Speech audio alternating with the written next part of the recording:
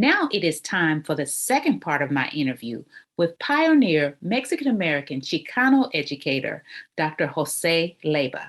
Be sure to check out part one of this interview, which was published last Monday on April 18th.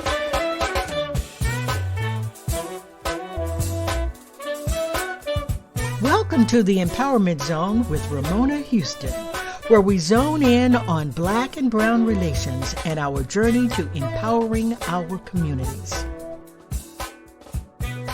With a career spanning over 45 years in K through 12 and higher education, Dr. Leyva has instituted change within various educational environments to advance the success of all children.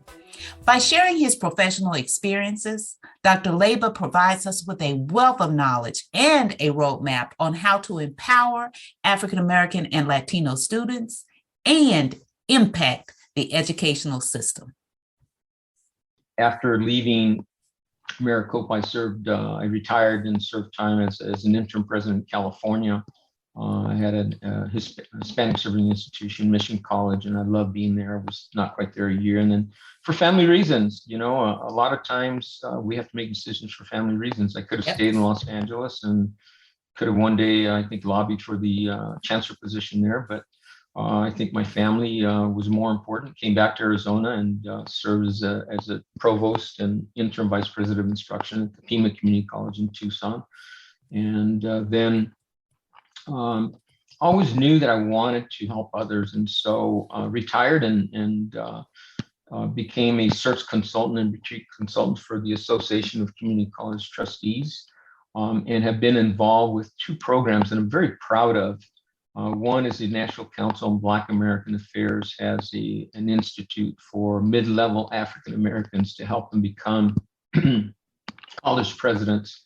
And I was one of the two Latinos, I believe, that presented in that program. I was 4 or 5 years and mentored individuals in that program. And so I have to thank my colleague, Dr. Kevin Christian from ACCT, for involving me in that. And one of my just close colleagues, Dr. Joe Seabrooks, the president in Dallas, who we became presenters together, and it was like brothers. Okay, brothers from another mother. Okay, we just hit it off, and our conversations to these leaders was keeping it real.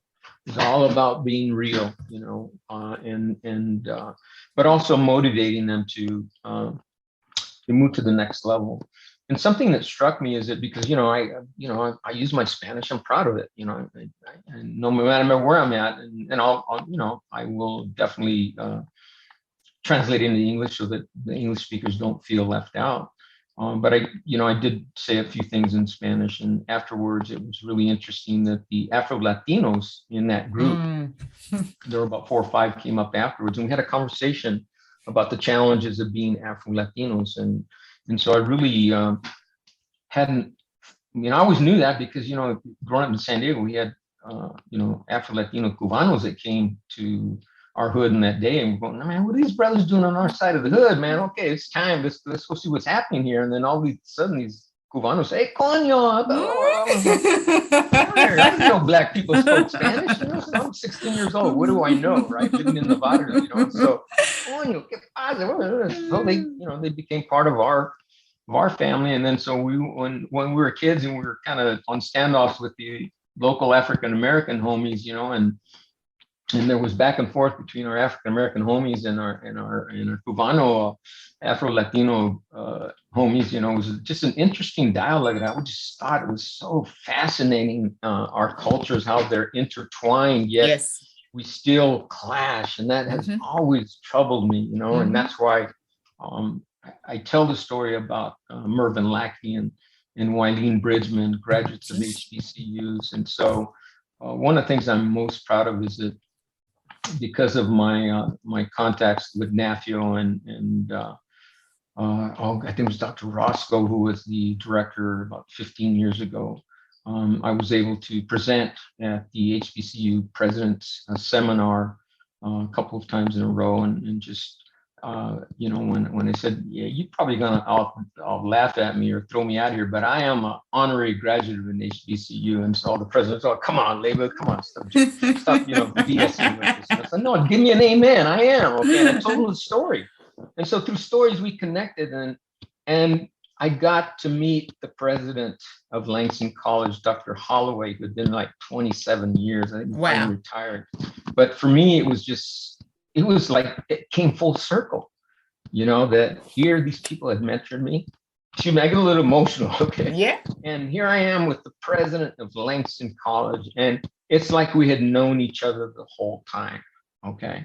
And we had a great conversation and dinner, and I came back and told Mr. Lackey, had lunch with him and said, I met the president of Langston College. And so we gave each other a big hug. And so I'm really strong on cross-cultural mentoring and the fact that we have to support people of color. We have to support each other because we're always fighting for the same thing. And you see that now in the funding to HBCUs versus the funding to HSIs. But it comes one-on-one. I mean, yes. Right now, as I mentioned, I retired to conduct executive searches and getting back to the programs I'm so proud of. Like I said, being a distinguished faculty member, I always loved how Dr. Christian and Dr. Williams would call me, distinguished faculty. I love that. And then also the other program I'm very proud of is the National Community College Hispanic Council, which was started by the very few Latino community college presidents and university presidents started also Haku at the same time. And I'm fortunate to have been mentored by some of those individuals. The National Community College Hispanic Council has had a presidential training program, and the director has been Dr. Ted Martinez, former community college president, and the first Latino college president that I think was at Daly College, if I'm not mistaken. And so he has been the director of the program, basically designed to prepare the next generation of Latinx community college presidents and chancellors. And so I've been fortunate to be a faculty member and also a mentor. Every year I mentor a vice president or a dean. And I'm just very proud that and I'm going to give a shout out to Dr. Mosby. I was an informal mentor, he's now president in Washington. And he was a graduate of the National Council of Black American Affairs program. And then Dr. Martha Cronin, the first Latina president at Columbia Gorge Community College, another one of my mentees. And again, she's an outstanding community college Latina. And so those are the things that have driven me and continue to drive me. So I'm still involved with the NCCHC, presenting and mentoring a VP every year. But now have transitioned a little bit more from doing actual searches at community colleges and focusing a little bit more on K-12. So about 5 years ago, I joined a search firm run by Mr. James Guerra out of Austin, Texas, the only Latino K-12 search firm in the country. And so we started with just 4 or 5 consultants. And now we're becoming one of the premier K-12 search firms for superintendents. Wow. Simultaneous and prior to that, I had been the program director for the ALAS, Association of Latino Administrators and Superintendents. It's a national K-12 organization with about 20 affiliates nationwide. And like the community college programs, which are affiliates of AACC, the National Council of Black American Affairs and National Community College Hispanic Council, the ALAS organization has a superintendent's leadership academy for preparing the next generation of Latinx superintendents. Howard University has one to prepare the next generation of African American superintendents, and there's a lot of connectivity between those 2 programs. But I was proud to be the director for 4 years, and I had taught as a faculty member in that program for almost 9 years of its 11 years of existence. And this is the first year I have not taught, but I still serve as a mentor to up and coming Latinx superintendents. And I'm very proud that many of our graduates have gone on to lead large urban districts. The former chancellor of New York City, Mr. Richard Carranza, was in cohort number 1. That's the largest, as you know, public school system in the country. I wouldn't wish that job on anyone, but our there are those brave folks, and I wish Dr. Banks all the success as the current chancellor right now. I know he's going to take some of those initiatives that were begun and move them forward. But through storytelling, we have to motivate others. And when Mr. Carranza, I will give him some credit, started in New York City, people may not have known that he's also a professional mariachi. Oh, wow. And so there was a really cool article written about him that it's Chancer by day, mariachi by night. And so he takes his culture with him. And I love this book by a poet and Chicano activist whose wife was a professor at Stanford, and Jose Antonio Burciaga, and it's called Drink Cultura. And I often see that successful leaders of color, women and men, those of us that drink our culture, literally, I mean, we don't put the culture to the side. It still becomes part of us as we lead. We do a training for community college students, and I think you were at that session where we talk about, my colleagues, Mr. Brown and Dr. Rivas, we talk about the challenge for people of color who administrate, and women also, is to be able to operate entre dos mundos, be able to live in both worlds. So we grew up in this culture that doesn't always espouse the values of the education administration culture, which my colleague, Dr. Ken Magdaleno, has called it is androcentric, i.e. based on white male values. And unfortunately, many people of color believe that they have to espouse and live those values in order to be successful. And successful people of color that I have known as presidents and superintendents and chancellors, they drink their culture. They're able to operate in both worlds. And think about Afro-Latinos operating in three worlds. Yes. Okay. And I think we have to tell those stories so that others understand why we lead the way that we do. I had the opportunity over the past 4 years to interview over 20 successful Latinx superintendents, college presidents, and chancellors.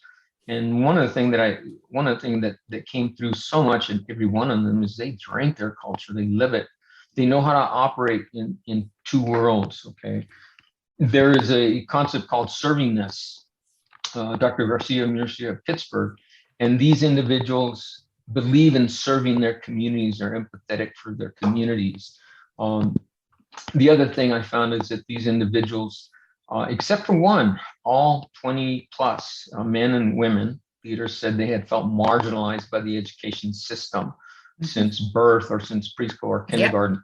And because of that marginalization, that was why they were so passionate about changing the educational system, because they did not want others' kids to face that marginalization.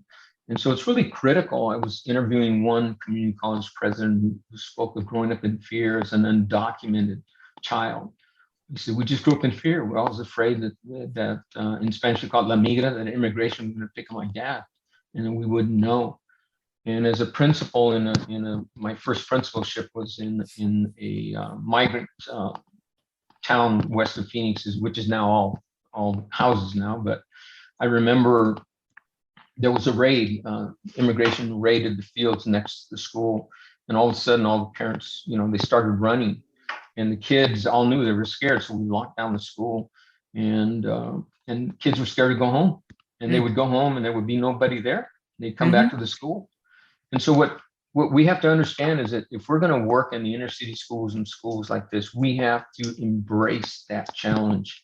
One of my colleagues, Dr. Kino Flores, a retired superintendent, was principal of a high school here, and the immigration was chasing the student, and the student ran in his office. And so the immigration officers, they came on, Border Patrol came onto the campus, and he refused to let them take the student. That's the kind of leaders that we need in those Exactly. Okay. Exactly. Those are the kinds of leaders that I try to build and help them build that repertoire of skills, and realize that as people of color, we have so many skills. One of my mentee presidents, she became president of a college that had not been HSI. And during my tenure, I had done some work there with an English department of about 50 faculty members. And one of the faculty members told me this college will never become a Hispanic serving institution over my dead body. So when this new president came, and she spoke of proudly being the president of an Hispanic serving institution with 3,700 Latino students, I believe, I'm not quite, 37%, excuse me, I'm going, yes, yes, yes. And tears at the same time, because it took close to 20 years for that to happen. And so I tell my colleagues, teachers and faculty that are not of color, embrace it. We need you. As you all know, in our K-12 systems, I think something like 80% of the teachers teaching our children of color are white middle-class women. Mm-hmm. And we have an obligation to help those individuals, because they do come in with the right idea and wanting to make a difference, but we don't give them the training, the support, and the love to deal with the issues that many of our kids come to school with. And so we have a real obligation, I think, as leaders of color, to really help this generation of teachers. And then we have another obligation. Our kids don't want to become teachers. Yep. Talk to any professional. They want to run their own company. They want to have their own internet company. They want to be president of so-and-so. And of our 4 children, now, by the way, my wife is a former superintendent also, and so we're both educators. Just our oldest son is a teacher, and we're so very proud of him. And so I keep telling my youngest son, who works for GoDaddy and only has his AA, you'd be a great teacher and a soccer coach. You should go back, get your degree. He says, Dad, my brother's been teaching 20 years? I said, yeah, I make more money than he does. Okay. And I've been here 10 years. Mm-hmm. I can't afford to do that. And so we need to do collectively reward teachers and appropriately. And unfortunately, we seem to be going backwards in terms of teachers. And there's a teacher shortage right now, and it's not going to go away. Our universities, our colleges of education are shrinking, and so where does the university cut? They cut those positions. Mm-hmm. So mm-hmm. They will not be able to ramp up anytime soon. And again, for people of color, students of color, I mean, it's clear, Excelencia in Education, all the data that they have on Latino students, and is that they can't afford to go to universities. Mm-hmm. I don't know how many community college students, are living day to day. Former chancellor of the San Francisco City colleges, we had a colleague of mine. And in fact, I had hired him as a vice president, and then recommended him to move into the presidency and then move to the chancellorship. Refused to evict the homeless students from the green area where they had there, because they had nowhere to go. Mm-hmm. Because of housing in the Bay Area, as you well know. So we have so many challenges. Yeah.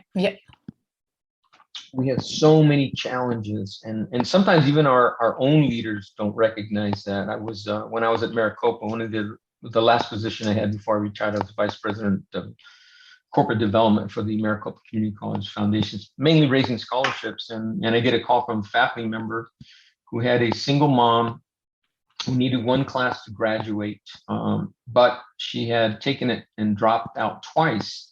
Well, she dropped out twice because she had 4 children. Her car broke down. She's taking the bus. She had to buy food to the kids. They're just all the. But she was riding a bus to go to school. And so when I got the call, I called the vice president. I won't name the name, and I kind of just, I gave him the Leyba-isms. Okay, I drank a little bit of culture and told him, I'm gonna give you a little bit of culture right here, sucker. Okay.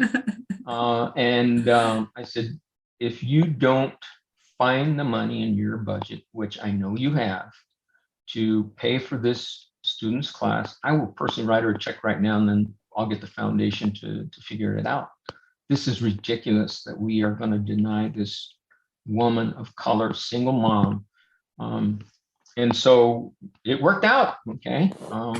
They got her class. She was able to graduate, and there's nothing like seeing 4 kids look up their mom. And I thought to myself, that's my mom leading by example. Exactly. And I can guarantee you that one of those kids is going to get a degree, if not more, but they will all be successful as a result of their mom modeling that behavior and making the sacrifices. And so I think that's what I try to impart with leaders, that you can make a difference, and it's not going to be easy. Okay. I've had some of my college presidents friends that I've worked with, that when faculty committees send them 3 candidates for a position and they're not a diverse pool, they have the strength and the courage to do the right thing and send it back to the faculty or to HR to recruit a diverse pool and to bring forth a diverse pool of candidates that a college president can select in order to diversify their faculty. So there's many strategies that K-12 leaders and community college leaders can utilize to make it happen. And I think that's what I try to impart in the leadership programs that I am working with. You have an incredible career as an educator, and I'm really curious. When you started off your story, you talked about how you weren't a very good student, but yet you became an educator. How do you translate that experience to students to inspire them to excel in school? Well, I often, when I speak to students, I'm straight up with them. I mean, I said, you know what? How many of you like school? And they're all raising their hand, they don't like it. I said, well, there's a lot of things you're not going to like in life. Okay. But unless you put your mind to it, you work hard, you develop relationships with your faculty, your teachers, you put in the time and effort. I said, you always have 2 angels on your shoulder. Okay. You have on one angel, you have the si se puede angel. And the other angel, you have the no se puede angel. Okay. And you got to listen to this si se puede angel. Okay. I listened to the no se puede many, many times. And so that's why I was not a good student. I was not confident. But I can tell you that those X's that were given to me early in my education, I think, is the reason I didn't have that self-confidence. No one empowered me. No one gave me the voice. Yep. Now, I did have a 2nd grade teacher when we went to school here here in West Phoenix and Litchfield, growing up in the migrant camp, even though we weren't migrants. And my parents didn't usually go to parent-teacher conferences, but I remember going to parent-teacher conference, and of course they were telling, giving glowing reports on my 2 sisters and my brother. I mean, but when it came to me, it was not a glowing report, okay? Because she would ask me, what's your favorite part of school? Recess, after school, before school. But I heard her tell my parents, your kids are college material.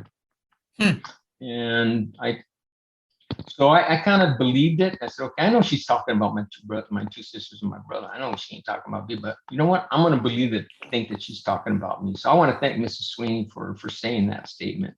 I want to thank my high school counselor for telling me, don't go to college because you're from you're from Barrio Shelton, you're from the South Side, man. You don't have the grades. So, go to Tijuana Technological Institute or some other system like that, and because too many of our kids don't have the confidence or the support from a caring adult.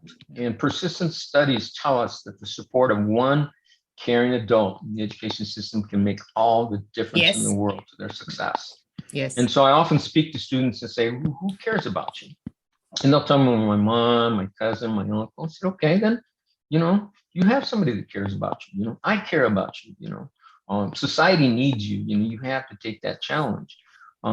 We did my colleagues and I did a faculty workshop at community college in Illinois, and we all tell our stories. Okay, Tom Brown is Afro-Latino. Dr. Rivas is from Costa Rica, and tall, angled-looking, fair-skinned Latino, and of course, I'm Mexican American, Chicano, and so. One of my story was I asked the faculty, and I often ask this to educators, what is your SAT score? What was your SAT score? And so, and now it's changed. Obviously, I believe that it's all changed. I hope we're going to do away with that stupid thing. Excuse my language. But from 100 to 1500, what are your scores? Well, my kids were, 1200 and above. Okay. My wife is probably 1500 and above. I don't know. And so I asked them, and they'll start saying, well, it was 1200, 1300, 1100. I said, nope, keep going down, 900 and further, 800, further, 500. And you can see the minds of these educators going, okay, wait a minute. The system says you're not college material, but here you are with your doctorate presenting, and you've been a superintendent, you've been a college president, you've been a vice chancellor. And so I said, further, 500. Oh, honey, you got a ways to go there, girl. Okay, keep going further. And finally, to get to my SAT score is 350. And so I do a little bit different version for students. Okay, and I tell them, you're smarter than I am. You have more potential than I do, but it's up to you. You have that power, and it's really about empowering students with that voice and caring about them, to let them know they have that power to do what I did. And so, you'll get kids. I did a talk for students in Holland, Michigan, for Holland Public Schools, and they brought about 600 largely Latino students, African American student teachers, and principals. And before that, I had done a male empowerment group individual sessions. And so there were they were obviously gangbanger kids or homies or wannabes, kind of just giving me the look like, hey man, who's this dude, who's this homie? Orale, what's going on, man? And so I kept, okay, what are these kids mad dogging me, man? Something's up, and so I just kind of, didn't have time to talk to them after that session. We went to the large session, and I had my speech and had lunch right before then. And I'm sitting with some students eating, because, you got to know who your clients are, who your audience is. And if you do this great speech you prepare, but you don't know who your audience is, it's just, there's no connection. I see that all the time in diversity workshops, okay, and speakers. They don't speak to their audience. They speak to what they think their audience is. So I sat with these young ladies, and you could have thought they were neuroscientists, okay, or professors or something. So we're sitting laughing, we're talking about culture, and I don't know how the subject of in our culture is La Llorona came up. And Bloody Mary was, my African American kids used to love the story about Bloody Mary and La Llorona. And so we started laughing, and then I asked, how many know the term si se puede? And so they all said, yeah, we know what si se puede is. So I tore up my speech, and I'm like 10 minutes later, I'm giving a speech to 600 students, at an all-white Christian college, Hope College, there in Holland, Michigan. And so I asked the students, how many of you know what si se puede is? Okay, and then I said, tell your colleagues who don't speak English and your teachers who don't speak what si se puede means. Well, yes, we can. President Obama called Paul Chavez from the Cesar Chavez Foundation, and Cesar's son, who runs, and said, hey, is it okay if we use your si se puede? Yes, we can. And so next thing I asked half the group, I want you to chant si se puede, and I had the rest of the group, okay, now let's see who wins. And so we got, 600 kids or teachers or faculty, si se puede. And then you see all these white Christian kids looking in the gymnasium, go, man, what's going on here? Is there a riot? Is there a revolution? I said, yes, it's an education revolution, man. Let's do it. Come on, join. Come on in, And so it was one of the most empowering talks but again, you have to speak to the needs of your kids. You have to understand your kids. You have to care about your kids. As Angela Valenzuela says, you've got to connect with them at that basic storytelling level. And so I try to impart that information to community college leaders and K-12 superintendents. Connect with your communities, give them voice. And so that's really what I love doing right now. I'm a part of still continuing to do K-12 searches, and have joined Thunderbird Leadership Inc., and we are doing leadership training for community college leaders. They mainly have done healthcare, but we're now branching into education. So that's kind of where I'm at right now. Well, Dr. Leyba, your love for young people, your love for students, your love for education shines brightly, right?